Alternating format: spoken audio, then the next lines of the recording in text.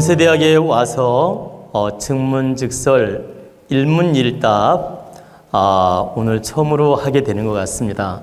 그동안은 시간이 여의치 않아서 이 3부 시간에 이렇게 일문일답 강의를 못 해드렸는데 오늘 이제 특별히 시간이 돼서 여러분들을 위해서 궁금증을 한 분이라도 더 풀어드리고자 일문일답 증문즉설 시간을 갖도록 하겠습니다.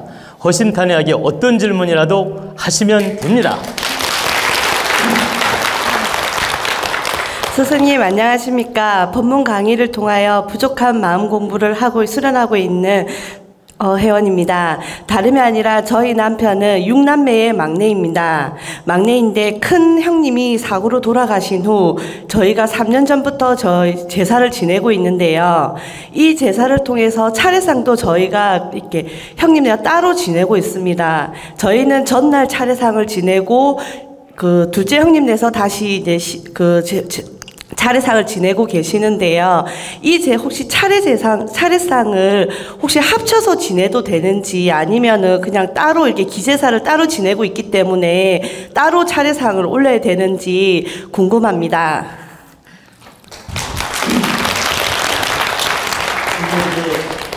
근데 이제 차례상을 지금 제사상하고 차례상하고 혼돈하지 않았나 싶어서 물어보는데요. 차례상은 명절에 설날 추석 때 지내는 게 차례상이고 제사는 기제사가 제사예요. 근데 두 집에서 지냈다는 말이 무슨 말이죠? 저희 돌아가신 큰 아주버님의 제사를 저희 남편이 지내고 있고요. 그다음에 이제 아버님과 이제 시부모님 제사는 또 저희 둘째 형님네서 지내고 계시거든요. 그러니까 제사를 이렇게 처음에 절에 모시다가 절에 스님께서 이제 이해가 됐어요. 근데 이제 부모님 제사는 위에 큰 댁에서 지내고 지금 시아버님이 돌아가셨는데 남편께서 지내는 거군요. 형제 제사를 지내는 거죠. 형제 제사를 지내는 이유는 돌아가신 분이 자손이 없어서? 자손이 없어서 알겠습니다. 여러분이 이 제사법에 대해서 꼭 알아둬야 될 내용이 있습니다.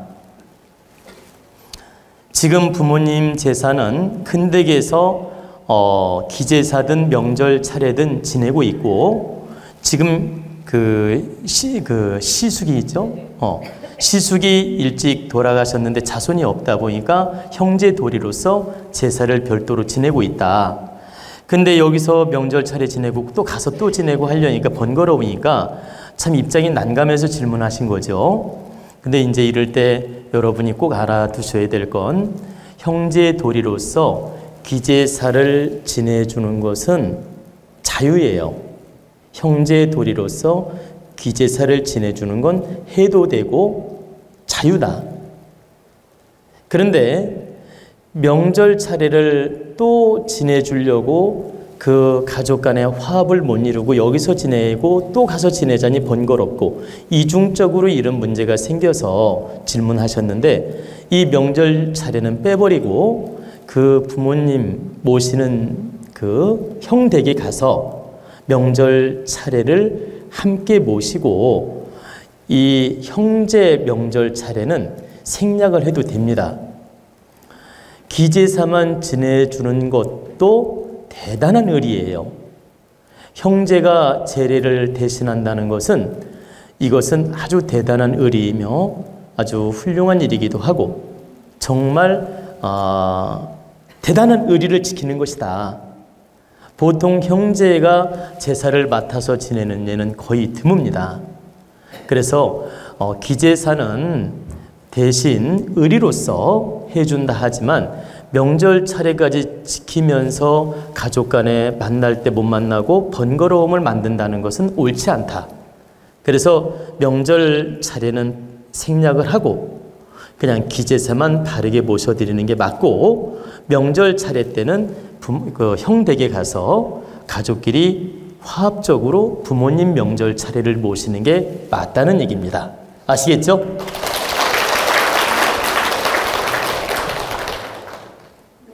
스승님 감사합니다. 만약에 살던 집이 터가 안 좋다. 혹시라도 그러면은 그 방편이 있는지요? 네. 지금 현재 사는 집이 이사를 할 수 없고 또 이사를 하자니 환경이 맞지 않고 조건이 맞지 않아요. 그래서 이제 현재 터가 별로 안 좋은 걸 알면서도 살아야 될 입장이야. 그런 집 많지 않습니까? 그죠? 이제 부득이 환경 때문에 이사를 할 수 없어서 터가 별로 안 좋은 걸 알면서도 사는 경우가 있는데, 이때 방법은 세 가지가 있습니다. 궁금하죠? 첫째 방법은 현재 터가 안 좋은 거에 따라 물론 이 방편은 달라지기는 해요. 어떻게 안 좋으냐, 이 터 풍수적으로 기본이 안 좋으냐, 좌양이 잘못됐느냐, 인테리어가 잘못됐느냐, 이런 여러 가지 유형이 있는데 요거에 따라 방편은 좀 달라요. 그러나 근본 터가 안 좋다, 예를 들어 근본 터가 안 좋다, 이럴 경우에는 첫 번째 방법이 이 사계절, 계절마다 있죠. 봄, 여름, 가을, 겨울, 계절마다 초하루나 보름, 예를 들어서 정월달이면 정월보름, 그러면 3개월이 봄이잖아요. 그죠? 정월보름. 또 이제 여름이 돌아올 때는 4월 보름이 되겠죠. 가을이 돌아올 때는 7월 보름이 되겠고, 또 겨울이 돌아올 때는 10월 보름이 되겠죠. 이렇게 사계절 보름을 딱 잡아가지고 터고사를 내가 지내는 겁니다. 근데 그 터고사는 어렵게 생각할 거 없어요. 간단하게 준비해서 터고사를 정성껏 지내면서 부득이 이사도 할 수 없으면 이 집에 살아야 되니 잘 살펴주십시오 하면서 성주신에게 바르게 고하고 간단하게 제리를 갖추어서 고사를 지내는 것입니다. 계절별로. 그리고 이제 계절별로 하기가 내가 번거롭다, 예를 들어서 너무 많은 것 같고 번거롭다, 그럴 때는 이제 그 연초하고 연말 두 번을 해도 됩니다. 그러니까 정월 대보름하고 10월 상달, 10월 보름하고 이렇게 1년에 두 번을 정성껏 그 터고사를 지내는 겁니다. 이게 첫째 방편이에요. 그리고 이제 두 번째 방편은 늘 제가 가르쳐 드렸다시피 아침에 일어나면 베란다 창문을 열고 아침마다 하늘에 고하는 겁니다. 집안의 모든 탁한 기운은 다스려 주시고, 그러니까 이렇게 고하는 거예요. 예를 들면 제가 기도법을 그대로 읊어드릴게요. 여러분들이 제가 대신 읊어드려야 잘하더라고 보니까. 베란다 창문을 쫙 연 다음에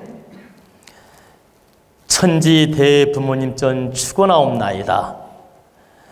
우리 가족이 이 집에서 건강한 몸과 마음으로 바르게 살아갈 수 있도록 앞길을 열어주시옵소서. 집안의 모든 탁한 기운은 바르게 정리하여 주시고 맑은 기운으로